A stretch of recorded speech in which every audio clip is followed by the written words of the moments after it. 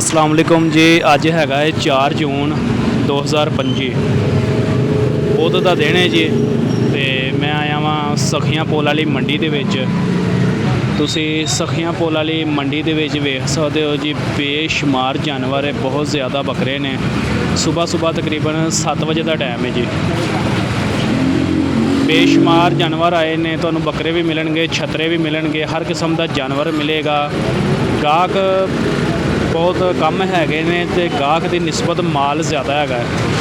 पिछले साल सखियां पुल वाली मंडी ते माल शार्ट हो गया सी, माल महंगा सी बड़ा ज़्यादा।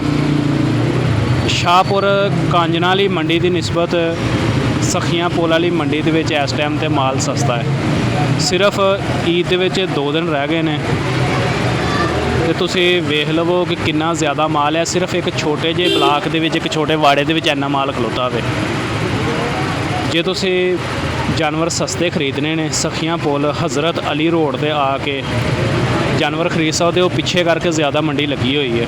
उस तो बाद जिहड़ा दरिया रावी वाला नाका हैगा वे, टोल प्लाजा हैगा वे, इहदे तो एक गली पिछे अंदर जेह्ड़ी ना मंडी लगी है। बेशुमार जानवर खलोता, पिछों तक तोड़ तक विजिट करके आओ तो इंशाअल्लाह ताला तुहानूं शाहपुर कांजना वाली मंडी नालों सस्ता माल मिलेगा।